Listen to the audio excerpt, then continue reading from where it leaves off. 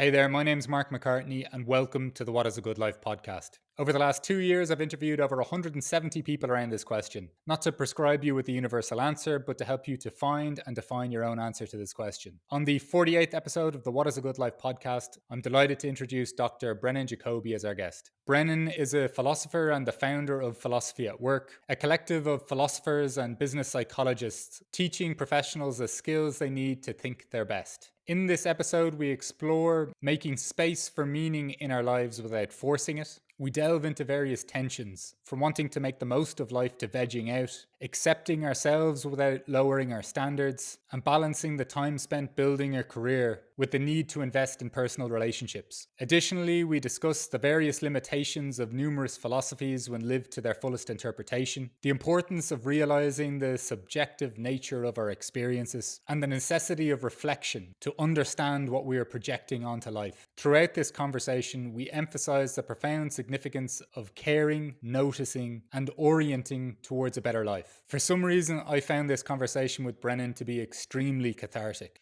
Brennan has a wonderful capacity to engage in a genuine conversation and an exploration, while both referencing philosophical concepts and sharing grounded, relatable personal experiences. If you're anything like me, this episode will make you feel more comfortable with being human and navigating the tensions and experiences inherent in the pursuit of your own good life. And if you enjoy this episode, please like, share, and subscribe. And if you're on the podcasting platforms, please leave a review, as I'd greatly appreciate your support at this stage of my podcasting journey. So without further ado, the 48th episode of the What is a Good Life podcast. Brennan, thank you so much for joining me today on the What is a Good Life podcast. Since we've last talked and I've been following some of your work on LinkedIn, I've been very much looking forward to having this conversation. Thank you so much, Mark. It's very mutual. I've been really looking forward to this, and I just started getting deep into some meaning stuff, and I love the work you're doing, and love the questions that you ask as well. Looking forward to it. Wonderful. Well, as I tend to begin these conversations, Brennan, it is with the question of: is there a question you're trying to answer as you move through life? Yeah, and I think there is one. It's kind of the at the heart of everything that you're doing here, and I think the question is, what is a good life? I suppose to put a little bit more meat on those bones, it's that question is really running in the background for me, kind of all the time. Um, Not explicitly. It's not like I wake up and I go, "Oh, what is a good life?" How do I answer? But when I catch when my awareness lands on my anxieties, my hopes, my uh, in the darker moments, the sort of baggage that I carry with me from my upbringing and all sorts of things, and in my more light moments, the sort of things that excite me as well. I think at the heart of them is that question of trying to answer, you know, what is, I suppose, less abstractly, how should I live, right? Yeah. What does it mean for me to live a good life? Um, and part of that is, what does it mean to, I suppose, live a good life in relationship to knowing the knowledge of death as well. So a lot of times, philosophers talk about life in the context of death, and I think that's very much part of it. So yeah, that question is always sort of hovering for me, and trying to, I suppose, another way of doing it is trying to go, how do I make this meaningful? you Yeah. know how do I, and when I say this, I mean this day, and of course, just like everyone else, there's lots of details, and or things that I don't think, like, for example, I don't think work is just about work, and I don't think details are just details. It's not like I just want to get through the emails so that I can get to something else. Like, it's all woven together, and it's all life, it's all good stuff. And I'm a busy, like, parent. I have two boys. I'm running a business, like, you know it's so in other words, I'm not trying, I just want to be careful not to paint this picture that I'm sort of sat somewhere with a nice cup of coffee just thinking about how to make my life meaningful to me. But I think it's in all of that, that it comes up. It's like, okay, so I'm feeling, tired at the end of the day, and I want to really give attention to my sons, or to my wife, or I want to do something that's good, and I often find I'm pulled just to sit down and, like, watch something for an hour, because that's about what I have once the house goes quiet before I want to go to bed too. And And so what this looks like, to sort of pull it out of some sort of idealistic, uh, too abstract thing, is the question that's always there is I'll sit down and be like, no, I don't want to just watch something. I want to do something. Yeah. There's a hunger in me to do something more meaningful with the time that I have. And so the question that's always, I'm not just trying to answer the question that's sort of motivating me, pushing me forward each day, is that one that if I had to articulate in language would be, what is a good life? What does it mean for me to live well now? But it's also one where I think language kind of fails, and it's this just impulse to try to do something that is worth doing. Just out of interest, the sense of sitting down to watch something for an hour.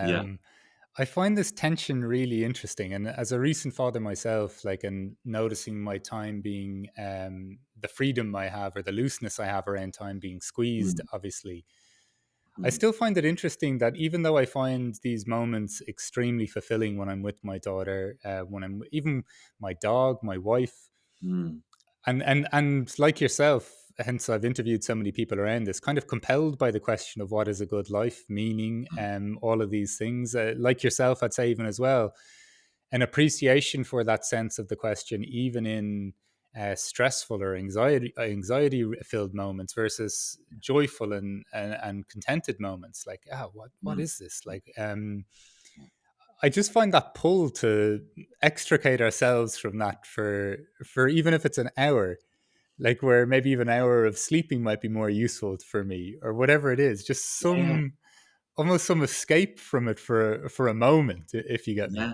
yeah, yeah. I'm fascinated by it myself. My wife's much better than me at going to bed. She can have a hard day and then just be like, and listen to her body and just go, right, I'm off. Um, Whereas for me, there's something to it, and I think part of what I'm hearing you articulate as well is sort of this, like, if I'm going from it might be things that I love doing, right? Like I really enjoy my work. I love spending time with my kids. Like, all the things are good things. Yes, there's ups and downs, blah blah, but it's all good stuff. But when I get to the end of the day, it's almost like with a meal. I very much have a sweet tooth, and sort of like, it doesn't my brain doesn't register that the meal is done until I've had a bit of dessert or pudding or something. Right. Similarly, it's like I suppose it's culturation or, like, learned behavior, but when I get to the end of the day, I know it would probably be better for the next day for me just to, like, go to bed right then. And I'm not staying up till like 4 o'clock in the morning or something, but I just feel like, I need to have that, like, moment of sit down of, like, some kind of chill out. I was listening to a book by Ian Mortimer, who's a historical writer, this morning when I was running, and he was saying that, the the experience of running is a stress on your body, but it's the least stressful thing for your mind. Right. And I think it's something like that. So I probably about every other day on average, whenever I can, I sort of wake up early and go for a run in the dark and stuff. And I do that for a similar reason, as I sort of am drawn to sit on the couch and want something at the end of the day. It's creating space. I think that's something about it. But then there's always this inner tension of going, okay, so now what do I do with it?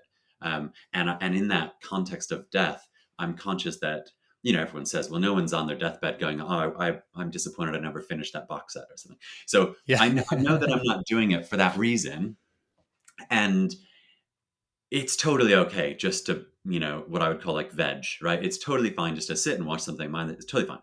Um, but I just always have this pull to go, okay, yes, that's good. I know that's okay. But I mean, often I'm sat next to my wife doing that, and I'm like, gosh, but, like, we could be talking about something really, Yes. really meaningful, right? So but then at the same time, you can't always be pushing into that. You sort of, I think what we're talking about is sort of having making space for meaning rather than forcing it. And Yeah. the thing that I don't want to do, I sit down, turn on the telly, and I'm like, oh gosh, I don't want to do this. I want to do something more meaningful. But then when I try to force it, try to, like, turn towards her and have a meaningful conversation, um, it doesn't feel natural, right? It doesn't feel authentic in that moment. And so I suppose where I'm trying to land is go, what do we need? right now, do you know what? It's totally fine. We're gonna watch something. Try to make it positive to watch, but we're gonna watch something for an hour, knowing that tomorrow actually we've carved out some time for like having dinner together and more of a conversation. So I think that that helps me go, okay, I know it's going to happen. I can therefore relax into just sort of vegging. But it's that tension that's I think often there, which I would say is a good thing because it keeps me honest. It keeps me from just sort of rolling through day to day to day and sort of just wasting away. But I think there's a nice kind of like, as you were describing it there, and perfect, like almost mapping out my thoughts on the matter too. Like of like sometimes, just having had a great conversation with my wife for an hour instead of putting on the show and going, "Fucking hell, why don't we always do this?" Yeah, yeah. Yeah. That kind of thing. Like, wow, I didn't engage with technology. I feel fresher now. Let's go to bed. There's Mm, not all mm, these like images flashing through my head as my head is laying on the mm. pillow. But then I think, as you say, like a realization that you know this can't always be the way. Like and I don't know, even with how you were describing a good life from both the perspective of maybe anxiety filled moments or joy, that it's all of it, right? Like Yeah. and it's almost like some of it provides a foil or a space for the other things to exist, or that I know I'd Yeah. almost get a sense of myself being almost some like rabid, meaning seeking, mission orientated human Mm. being if I didn't have this, if I didn't have certain foils in life. And as you said something there that will make me kind of think a little bit on just relaxing, not relaxing with that a little bit, but just in the sense of this is, if even an okay with the fact that I don't always fully relax into it, because if I did, what might be what might become of me then, you know? Yes. Yeah. Yeah. I think that's and that for me that I'll call it a sort of fear. That fear is um it has legs. Because I've had periods in life, which maybe in hindsight were needed, where I did just sort of watch something every night, and the days sort of rolled by and things, and then I sort of came to a bit and was like, oh gosh, like what's going on? And so I know that that's very possible, and I know that I I I'm very conscious of the sort of the very much longness of life that can be, but also the shortness of it, and I just want to try to uh, make the most of it, I suppose. Um, but I think this is one of the tensions. It's kind of like how seems like there's a lot of different things in life where that are kind of if it, if I was being kind of cynical, I would say like just makes life unfair. Like the way in which a lot of times, at least in sort of modern life, the way that I know there's so much flexibility to careers and things now, but still in general, we tend to have more free time in later life than earlier. The very times when you're sort of maybe building a career, building a, sort of growing a family or investing in relationships, it's kind of like it all happens at once. And so the very time that we're, or one of the times at least that we're very much wanting to invest in relationships, it feels like we don't have the time. Um, and that's one of those tensions that's often talked about. Like, oh, when we want to have the sort of finances to really go traveling with our children while they're young or something like that, isn't the time of life when we have those finances and we have them later. But then they've got their own families, or that then they don't want to be with us. Like that. The sort of Cat Stevens father and son song always makes me Great song. just about cry because there's this sort of sense in which. That they're both wanting each other but at the opposite times, right? And I think this is another part of our human condition that we're talking about, which is not the sort of timing of life, but the way of going. We're as humans, we're conscious both of our physical limitations and our sort of mental and spiritual awareness that it could be more, that like we can make something of it. And if I'm being a bit dark, that's one of like the cruelties of life. But on the other side, on the upside, it's just like that's just the state of it. And so where I keep coming back to, I think, is to go, yeah, um I can't. I don't want to just watch television all the time. At the same time, it's just not going to work for me to be like super intentional, super focused all the time because I'm human and I just can't do that. And I kind of get frustrated with that whole. I guess it's a philosophy. I would say that sort of messaging of like live each day as if it was your last. Because well, if I knew it was my last, then yeah, I might do something different. From what I'm doing today, I still value this conversation, hopefully. But like, I do something different. But at the same time, if you live every day as if it's your last, like you're going to burn out. And also, I wouldn't watch television. I'd try to have really meaningful conversations with the people that matter most to me. But what I find is that actually most of the meaningful stuff isn't that forced. It's not that created. It's the things that like my sons say to me on the way to school that are sort of that I couldn't have expected, and I didn't sort of prompt with a question or something. It's the sort of moments with people that we care about that we don't create. So it's this conscious um, cultivation of something. I suppose I think is cultivation is a good word rather than trying to create it or control it, because it's a. So my dad used to talk about it like putting up your sails, right? Like sort of say you've got a boat, but we weren't like a big sailing family, but the metaphor came from somewhere. Sort of putting your sails up, you need the wind to make the boat go. Um, you can't control it. You need the wind, but you're putting your sails up, right? So I'm going to try to create some space for conversations to happen with people that I care about, for me to live in ways that I think are meaningful.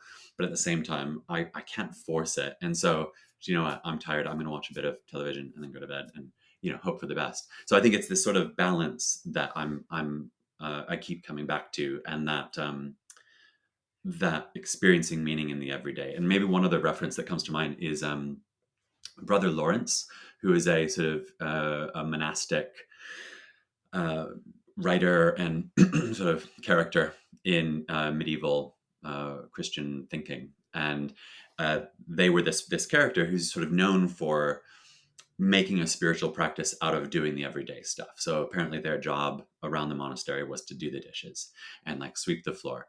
And the idea being that instead of going, I'm going to come up with this amazing sort of meditation or this amazing like spiritual experience, they were just going like, I just do the thing that I've got before me. And actually that somehow their insight was to go, that's actually really important and sort of what for them was the good life of that spiritual development. But I think for me, it's sort of going, yeah, do you know what? Actually, in doing the school run, in doing the emails, in doing the dishes and actually sweeping the floor, like that's also part of it. It doesn't have to be this really intentional, rich conversation. It might be sweeping the floor because actually, that's something that the people I live with, my wife and kids, like care about, and so I'm helping make a space where we can do that. And it's not so contrived, but it all comes back together. It all contributes to it. But there, I was talking to somebody yesterday who mentioned, in their experience of life, just how a moment of awareness and appreciating the companionship of a rabbit or the Mm. yawning of a dog. Like, and I'm not trying to make all of these into beautiful sunsets, like, or, Sure. as you saying, doing the dishes, as in you're just blissing out in some unique state of consciousness. But I Mm, think when you just mentioned the idea of one of your sons saying something where you're like, oh, wow, like, mm, I don't know. I think there's something to the not the just simply the paying attention or holding things in awareness, and not in this very deliberate, as you say, contrived sense, mm, but that it's something happens, I think, where more and more is brought into what your context of a good life would mm, be. Like, mm, when I interview some people for this initially, I did 120 interviews. That none of it was for a podcast. It was just my own kind of personal curiosity or project. mm, And sometimes people would say to me, "A good life is not feeling stress." And mm, that sentence would almost disintegrate on contact with the next mm, words or the next thoughts that we followed that up with, because then it's mm, like, oh no, it's because of that and it's not mm, also trying to silver line every bit of tension in your life and transmuting that into something beautiful, but it is just a, I don't know, like a holding. It seems like you're holding so much in in awareness, or that something is Yes. like you've cultivated a space where potentially everything can be kind of has to be considered as part of your good life. Yes. Yeah. Yeah. I think that's right, because otherwise we're left. Oh, the good life is something that we never attain, right? Because Yeah. we're always left striving for it. Um, sort of going, I'm going to have the good life. The traditional sort of commercial material example is like, oh, I'll have the good life when I've made my first million or something like that, right? And then of course the trite sort of example is when you make the million or you win the thing, you wake up the next day and you go like, well, now what? And so we know that that doesn't satisfy. Doesn't mean there's anything wrong with making money or winning things, but we know that's not. And similarly, when it comes to if you took something less material, which on the face of it feels more virtuous or something like, oh, the good life is attaining like a perfect ethical way of life. I mean, I would say my own sort of, I guess, way of thinking about humanity has built in the idea that that's not really even possible. Like, because I think we're fallible, and I think it's really hard for us to be perfect and to try to attain that sort of performance, behavior based good life. It's just so easy for it to shade into something like legalism or ego, kind of like it's going to become either I'm not going to be able to do it, or I'll think I'm doing it and I'll pat myself on the back and it's sort of good for my ego. And as soon as I do that, I'm not doing it.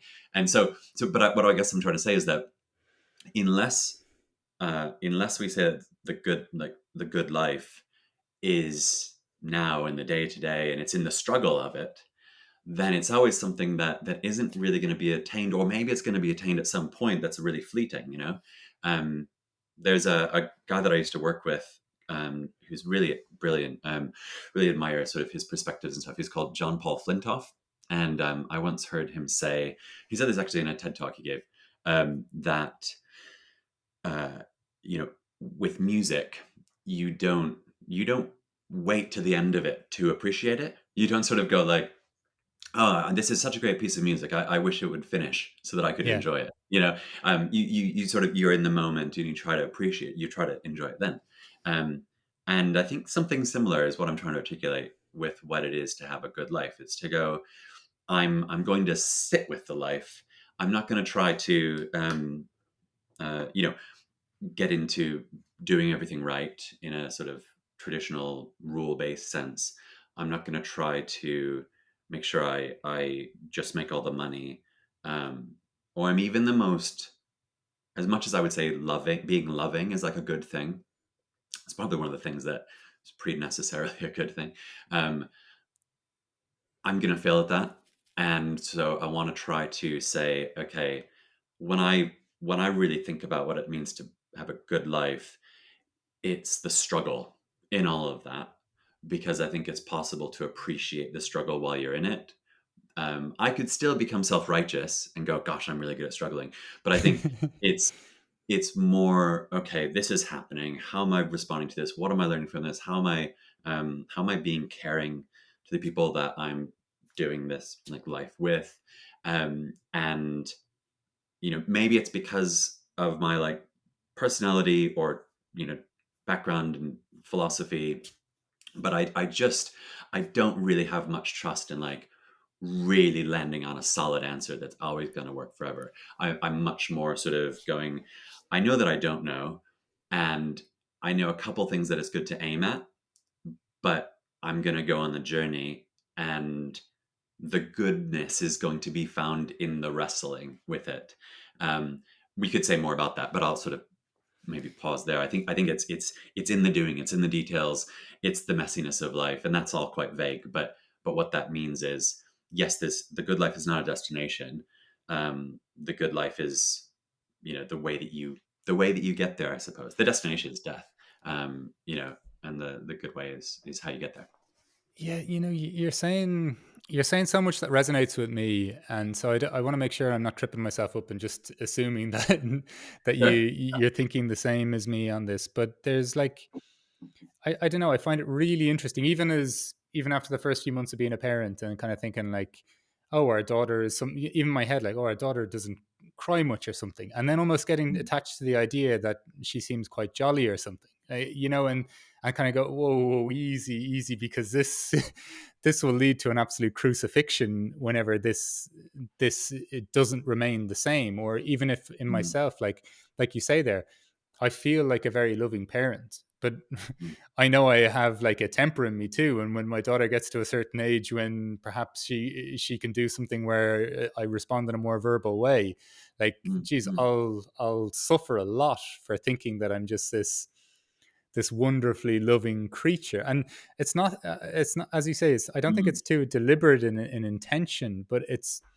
I don't know, like it's a sense of like holding things lightly. Like, mm, mm, can I have some sort of sense so I'm not doing this, as you kind of say, in a disingenuous way? Like, all of a mm. sudden I'm saying that this is what I believe, but really inside I'm going, no, I'm much bigger and better than that. This kind of Yeah, self-deprecating stuff to keep myself in yeah, check.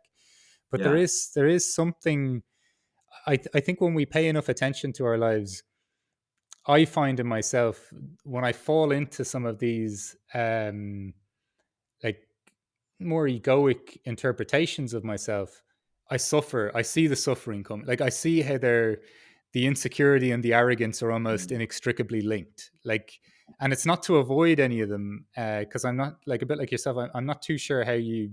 It's not like when I'm living a completely egoless existence that that's the yes. perfection of life and that's what I'm striving Mm, for.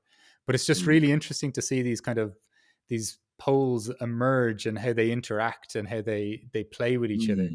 while Yeah. still not striving not to explore or feel those states, because they're coming anyway. Yes, I think that's right. And that's where I think so. For example, philosophy is literally translated as the love of wisdom, right? So Father means love, Sophia means wisdom, um, and it's that pursuit of wisdom.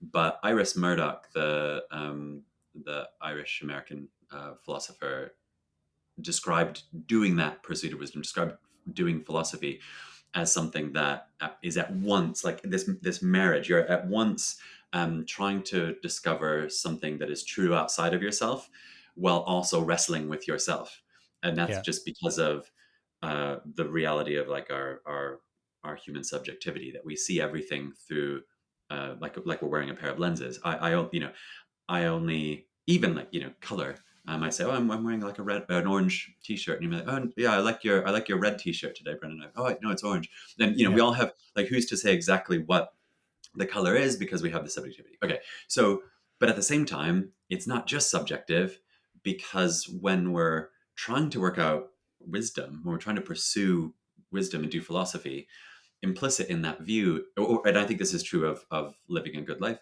implicit in the view is that there is a way of getting it, if not right or wrong, there's a way of getting it better or yeah, worse, right? Like, so I would suggest that spending all your life watching television is not a good answer to what a good life is.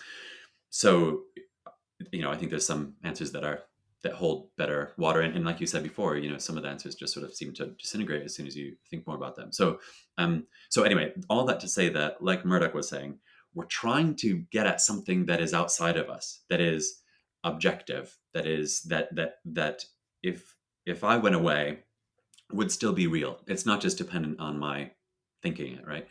But we can only get at that with our own subjectivity. So through our own subjective experience.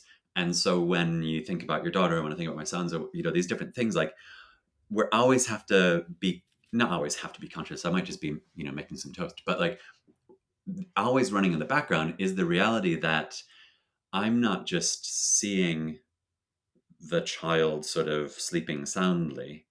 I'm assigning meaning to that, yeah, and I'm framing that based on my own experience, my own hopes, my own anxieties, my own sense of, oh gosh, they look so peaceful. Really, what's in the background for me, for example, if that might be, oh wow, I really want them to like feel safe. And I would love them to have a life and an emotional, psychological life that is as internally restful as they look externally right now, or something, right? So I'm always coloring everything with that experience, um, and I think we just have to acknowledge that and embrace that. And then the work, though, is to go. And this is, I think, what a lot of philosophers throughout history have inevitably done. And this is kind of, when I think about it, what I'm really trying to do in my work with, for example, philosophy at work and things is therefore, if we all have subjectivity, if we all do this stuff, then all we can really do as a first step is to try to make space to be a bit more reflective and pay attention to what might be running in the background so that we can notice it and go, oh, actually, where, like, the way I'm framing this situation right now, is that coming from a good place? Is that something I want to do more of? Or is that coming from a hang up that I have that's misplaced? So for example, going back to the TV example, I often would go, oh, if we're watching television, we've only got like 1 hour between when the boys go to bed and when we're going to go to bed. What are we doing? This is a waste of time. And but that's a false. That's not. I would now say that's not right. That's assuming that like leisure or just watching television is always bad, and of course it's not. There's the time and place for that. And if I instead were like, I don't do wood burning, but it's often the example that comes to mind. Like, I should do something more productive. Like, I should take a hobby like wood burning, or I don't know, something. Or couldn't we, both my wife and I, like do pottery together or have some meaningful conversation? And but that's not necessarily better. That's just in my head. There's this. I assign value to like crafting stuff as being better than watching stuff, right? And so I have to interrogate my thinking to some extent and go, hang on, Brennan, like where's that coming from? Is this necessarily a waste of time? No, it's not. If this is what I need right now, if this is what we need right now, if we know that we will have a meaningful conversation at some point in the next 7 days, then I can relax and just sort of enjoy this. So I think what I'm trying to say is baked into my conception of what it is to lead a good life is care, really. And that's not caring for others. It's caring for others, it's caring for myself, but really it's um, living carefully. It's applying care to what I'm doing. So attending to it, giving attention to things, going, hang on, why do I think that? Why am I doing this? What's going on? And the reality is I'm not living every day like all bound up in my thoughts. It's I make it through the day fine, but it's trying to come back to that and go, hang on, what am I missing right now? What's going on? Because it's in noticing that then I can exercise my agency and make a change, turn off the television or turn on the television, whatever's needed. And but it's in noticing. I guess this is why I started saying this was like you were saying, noticing your the meaning that you're laying onto things about your daughter, or noticing what's going on in your mind and your heart and all that stuff, in your body, and then you have a choice. Okay, so what do I want to do with this, and all of that sort of stuff. I think that's quite core. Yeah, and I think because just in listening to how maybe even we're both describing it, I because maybe I'm just assuming that we're both kind of in a similarly looking at this. Mhm. Like, I'm glad you kind of said there. It's not like I'm on this treadmill mentally where it's just going round and round and I'm Mm. processing what's the meaning of this, what's the meaning of this. But it's Yes. just like, I think even what I'm assuming how you're interpreting this is just in moments in your day that you've got pockets of reflection, and that it's not this Mm. like continuous investigation into the minutia of everything. It's just this like repeated checking in, and Yeah. I'm really curious, like because I think the word better, the way you described that, felt really nice to me. And because Mm. I'm in Mm. my own kind of, not state of confusion, but like in not consciously not trying to stand in one place. That's just when I Mm. absorb enough information or experience, better to me is not standing in one fixed place. Mm. But then in order for me to ascribe better to a situation, I have to stand somewhere. But Yeah. it's this weird kind of like floaty thing, like this flowy Yes. thing. It's not because as we say, and I think the example of TV at night is a highly relatable one that I'm sure Yeah. even lots of people that are listening to this, or when I chat to people, we kind of all have this kind of urge of like, I know I started laughing even before you got to the point where I thought I would laugh when you were describing this rush of like, yeah, but we got to do something with our time, or if we're going to Mm, watch mm, something, mm. it's got to be this unbelievable documentary that blows the socks off me, or it's got to be Yes. something in Yeah, yeah, nature or something like that. yeah, yeah. Where I don't know, there's like it's there's a place where I think we get to notice enough, and there's a merging or a co-creation between that noticing and that information, and even the information just changing us without maybe us not having as much agency as we think, but us also having pockets of agency within it, Mm, where it is just this sense of better, or better for me mm, anyway. Like I think that's in mm, our mm. subjectivity, that's something that we can most definitely land on. Like Yeah. what made even, and maybe it is meaning and a projection of something, but what made me handle that suffering, or what allows me to Mm, hold mm, simultaneously suffering and joy in my life, and mm. they don't necessarily have to hinder each other, but they Yeah. also do play with each other a little bit that make both of them tolerable at the same time. Yes. Yeah. Yeah, and it is running in the background of what you're saying a question about like what makes something better. So, I take your point that it's somewhat fluid, right? And that the important thing is moving forward, moving towards something that is better, right? But it seems like I'm also hearing you say that, like, how do you know if it's better unless you have some kind of goalposts, right? You have some sort of values that you could assign. You could say, okay, well, how am I doing in relation to that? Um, and is that there, or is it something else? Do you think? Um, for me, I could probably do with more of. I think I could possibly do with more goalposts in my life. I think. For me, at this point, I think the investigation is a little bit more. What's my how much of my life feels like it's impulsive, or Mm, um, like resistant, and how.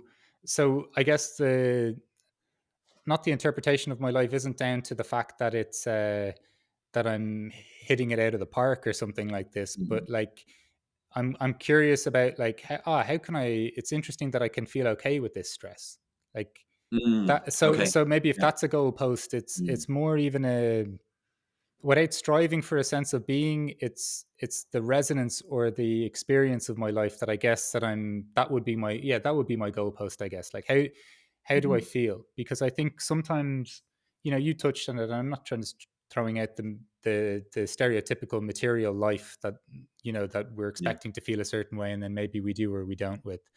Yeah. But there's enough things that aren't happening in my life at times, which I think I should be doing, but then I'm kind of confused as to, no, but something is happening with my sense of being right now where Mm, I feel quite nice in my life while mm, experiencing mm, mm. stress, joy, growth, stagnation, frustration. Do you know, there's just a Yes. general sense of being that I can't quite articulate. Like Yeah.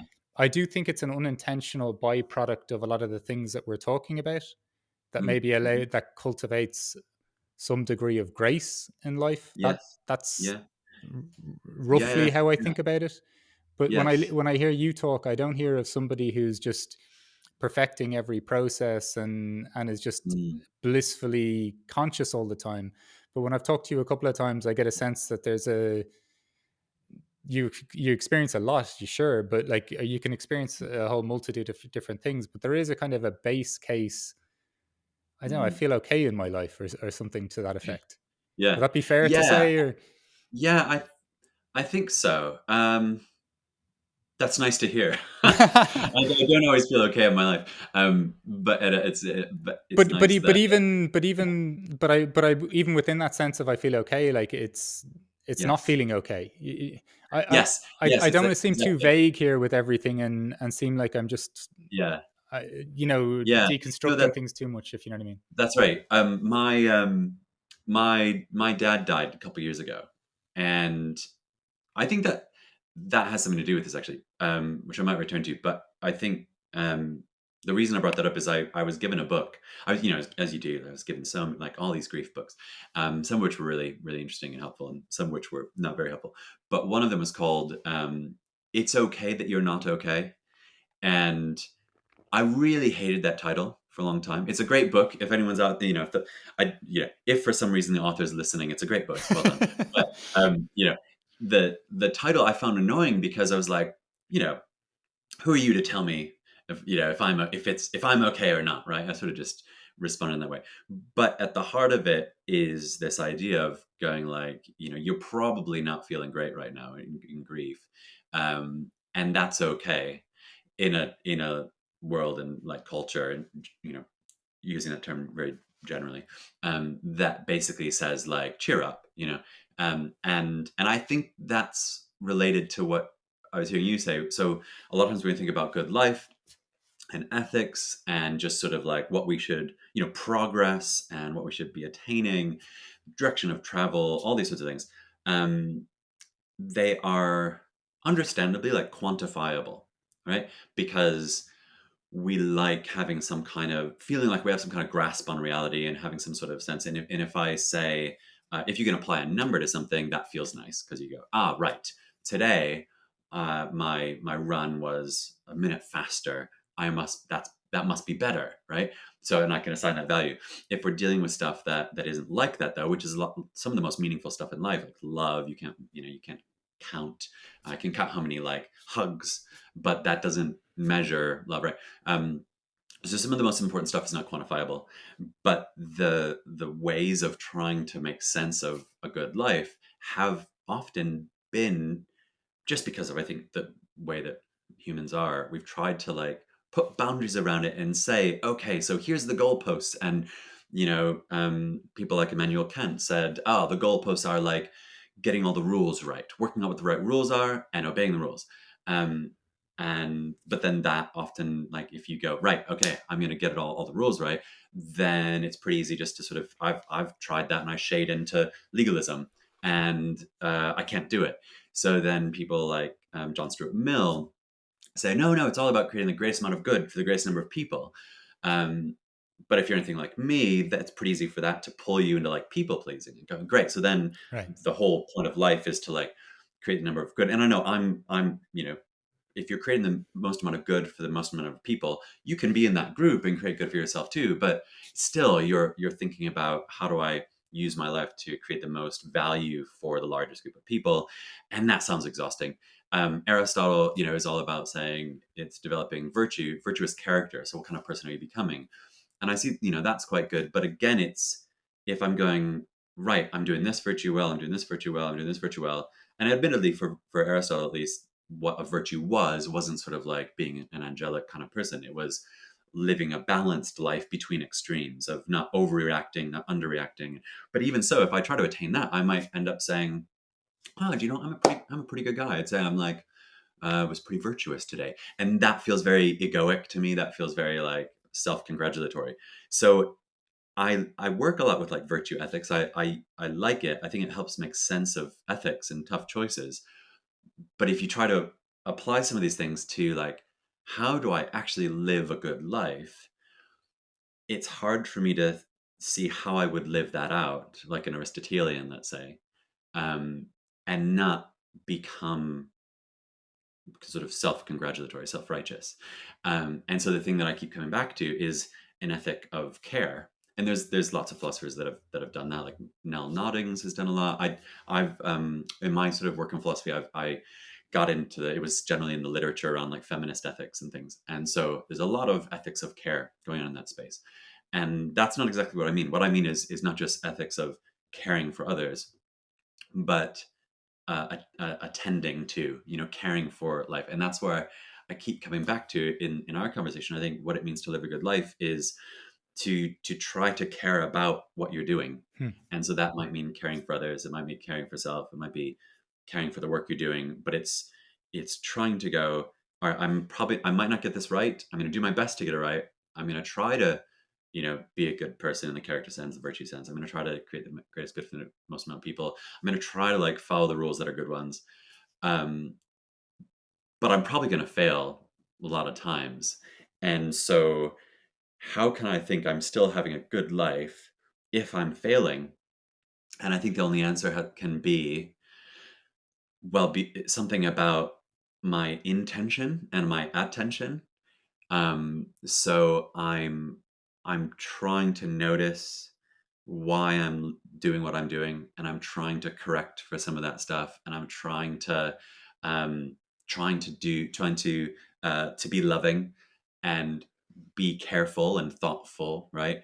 Um, and then the rest is sort of the matter, the material of life, and I think that's just the arena of it. That's where all the good stuff happens. So I feel like I've maybe gone a bit off piste here, but I think it's in response to what you were saying before. I think there's something important about going, okay, where are the goalposts?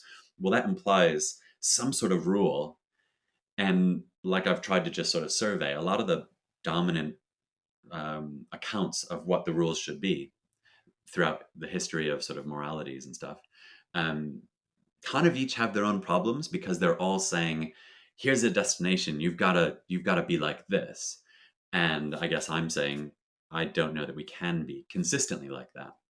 And so I'm trying to find a way to have what is a good life be something where that accounts for imperfection, I suppose, but can be still attained in the context of that human condition. That's a lovely sentiment. There's what would you say your journey is with like a peace or an acceptance even of that imperfection? Mm, Because I think, even in some of the things you've alluded to, like even we when you're study philosophy, like we hold certain states up that are kind of impossible, and that I kind of I don't know whether it's the former Irish Catholic in me. Like we kind of love to, I don't know, mhm, self-flagellate ourselves for all the imperfections we have, even just internally. Even if mm, it doesn't always show up externally. I think that this is I think one of the huge parts of my life that I think has brought me some peace is an acknowledgement of all my flaws, um, and just an understanding, or some like mm. without it doesn't stop the striving, or not even the striving, but it Yeah, doesn't stop as just kind of as you've articulated. We can still continue to orient ourselves towards something, but yeah. Yeah, are you saying what's my journey been like around, I guess, accepting myself? yeah, or even just the use of the term imperfection. Mm, yeah. Um, so I guess one thing so yeah, I mean, at a initial level, um, it's an ongoing journey, right? Yeah, yeah. So I mean, so in theory, right, in this conversation, I've where I've landed in my thinking about what a good life is this place that has to have lots of space for imperfection, um, and that makes sense, I think, of life, right? Um, but when it comes to day to day living, I find it really hard to give myself as much grace as I give other people. Um, and something that I find really helpful around that is a realization that just dawned on me probably 6 months ago, and now ever since then I sort of remind myself of, because I know it really helps me, and that is to uh, imagine imagine other people having the obligations towards me that in that moment I feel that I have towards them. So, for example, um, if I'm, I don't know, worrying about maybe I've done something very much imperfect. I've really dropped the ball on how I don't know, how I've spoken to someone that I really care about, or something like that, and we've sorted it out. I've apologized. They've accepted that apology. You sort of this forgiveness has been expressed. It's hard for me to let go of that still, right? So I might know we've gone through that, we've processed that, but I still feel like I'm carrying a mark against Yeah. me, right? And um, and so the exercise, the sort of, for lack of a better term, that I'm talking about is to say, okay, Brennan, stop for a second. Can I imagine a situation where the other person, the shoe was on the other foot, they spoke unkindly to me, and then they apologized, and I thought it was an authentic apology, and I expressed forgiveness to them.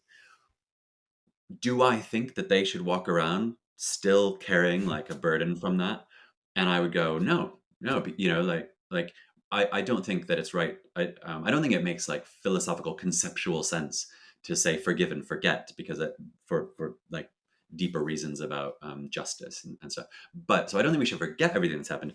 But I don't think that like once the apology and the forgiveness has happened and it's been sorted out, um, I don't think there's a mark. There's not shame that should still linger, right? And I can see that when I think about other people, but it's harder for me to see it about myself. So I guess this is what I'm saying. I think this is an instance of it being hard for me to accept my imperfections.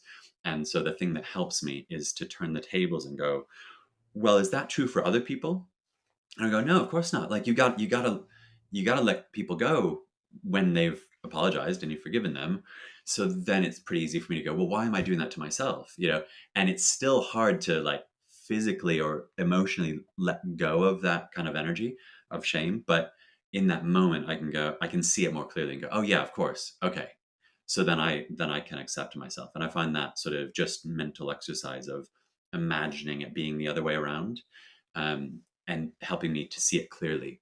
And so that's something that I think helps. But what I was also going to say to your question of sort of how's my journey with imperfection, I think there's uh, uh, there's something in that where we could say, so if someone was listening to this conversation, as I hope someone does at some point, though it's been valuable, at least for me, and hopefully for you, if nothing, if no one else ever hears it. But if someone's listening to this and they say, okay, what I hear Brennan saying is that like something about the good life has to do with accepting yourself. It's not about getting it all right. It's about the struggle, the wrestle. um, I think my worry about that being the message that's received is it kind of lowers the bar in some unhelpful ways, right? So if we still don't want to say, um, oh well, I just need to accept myself. I just like robbing banks, and I just need to sort of accept that. And well, it's all about wrestling, and today I didn't steal quite as much money as yesterday, so it's I shouldn't expect that I'm only living a good life once I stop robbing banks altogether, right? And so it's so implicit in a good life. I think yes, there's I've really emphasized the wrestling being really important, because I've emphasized because I'm recognized the imperfection of the human condition. At the same time, there's a tension between that and I think necessarily some sort of goalposts that are saying, well, yes, it's okay to wrestle and accept your imperfections, but there's some things that aren't okay, and that we should say, no, it's not good to be like that or to do that, right? And I think this is where the concept of practical wisdom, I think, is really helpful, because practical wisdom tries to account for, like, as a concept, as a thing, practical wisdom tries to account for the space in which there's no of grayness, right, where there's no exact rule. So truth telling, for example, yes, in general, maybe it's good to teach our kids that, hey, honesty is the best policy. It's always good to tell the truth. But when you get into the finer points of relationships and living life, there's famous thought experiments that people have said about, well, aren't there situations where maybe it's good to tell a lie or not to tell the whole truth to protect someone, let's say, or something like that, right? And so there are situations where a rule doesn't stand up, and practical wisdom is the art that is based on experience, of saying, okay, I know the rules, I know the philosophies, I know the things, and now I am an actual human inhabiting a space and time, trying to do my best. And I'm going to not throw all the rules away, but I'm going to recognize that I'm imperfect. And practical wisdom is like when we are trying to develop practical wisdom, what we're doing is we're taking all the rules, holding them at the back of our minds, but also drawing on our experience and trying to say, okay, there's no clear, perfect, right or wrong option here. So I'm going to try to do what is wise practically and try to work out, given all the information, I think the best thing to do, the right thing to do, is to act in this way, to tell the truth, or to not tell the whole truth in this situation, or whatever it might be.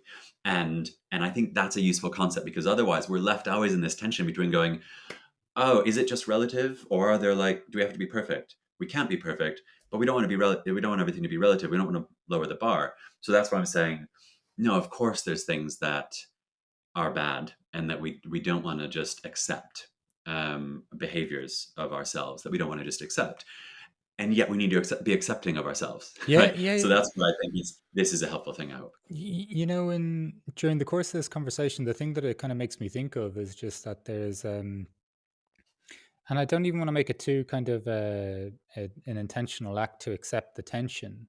Um, Mm, but it's mm, almost like a simultaneous acceptance of the fact that, okay, I can accept myself, but clearly, like, it's kind of nice that I actually just want to do better, because what may mm, happen if that instinct in me didn't exist? And yet, that's also the thing that may be leading to some sense of shame. But it's almost like, mm. without knowing what the exact equation is for this as well, just like you said, like, I don't love my wife 7.5 out of 10 today. Hopefully tomorrow will be a 9, right? Right. Like, Yeah, yeah, yeah, I yeah. don't mean it as in it can be as deliberately thought of as that, but it's almost like there's a not even in dismissing the tension, but like maybe just even the more we can hold in attention, the more we can see the value of that, even if that shame does feel bloody annoying right now. Or like, as you Yeah, mentioned that, I thought of the thing that yeah, I carried most shame for, and my right leg did a little bit of a tensing up, if you know what I mean, when I was thinking, what do I yeah, carry yeah, most yeah, shame for? yeah, And at yeah. the same time too, while I can be kinder to myself, that's also helpful, because I don't, as you say, like, if all bets are off then, and we just accept ourselves either way, that's Mm, problematic as well. So mm, it yeah. you mentioned the song thing. I'm starting to really feel like that, like a good life there, I don't know, there's some degree of like, Mm, it's more of mm, an art than a science sometimes. While there's mm, mm, scientific observations and tools are helpful, there's something mm. about it where it's, I don't know, this subjective messy thing that involves lots Yeah, of different ingredients, all of which are not always welcome. But just being able to, yeah. practical wisdom maybe of just being able to see things and from a different perspective or lens, Mm. that can help this, I don't know, to help us breathe a little bit easier through the experience. Yeah. Yeah, and I think that's a really important point, because I've been emphasizing the sort of mess of stuff and the wrestle and all that stuff, but it's not that we don't have any tools, for the journey, Yeah. right? And that's where, again, I think practical wisdom comes in, because having, aiming at virtues, or following good rules, or creating greatest good for yourself and people or something. Um, those are good things to aim at. I guess I'm just saying, I can't say attaining any of those is the good life, Yeah. for the reasons I've said. So I think I'm going to aim at those things, but recognize that I'm human and that I'm imperfect, and accept my failings when I fail. But that doesn't mean I'm going to give up and not try, right? And and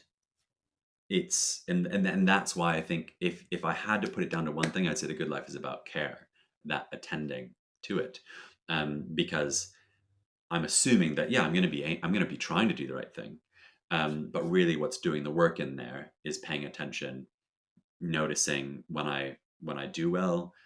Is my ego pretty proud of that? Do I want to be going there? Should I not do that? When I don't do well, am I feeling shame? Is that happening? I don't want to hold on to the shame. So that's why I think paying attention is pretty important. Um, Almost like, you know, people often talk about like, oh, what do you want, on your deathbed, what would you say? Or like, what would be a good thing for someone to write on your tombstone and things. And I don't think I would actually want this on my tombstone, but I think where I'm kind of landing is to go like, well, at least he tried. Right? Like, I think that's kind of what I'm saying, because life is not a closed system. There's chance, there's uncertainty, there's relationships. I'm not the only player. I've got to be responsive to other people and all these sorts of things. I can't know everything. I should know some things. I should do some things, you know. And so, yeah, of course, I'm going to be trying to move in a good direction. But can I say I'm only going to live a good life if I attain that? Well, no, I just can't get on board with that, because I don't think that's possible. That doesn't mean I shouldn't try.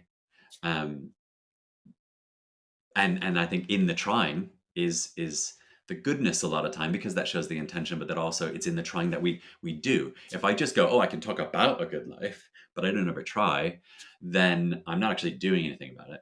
I'm not actually loving anyone or actually caring for anyone or trying to do anything. So that's why I think this caring, trying is something that I keep coming back to.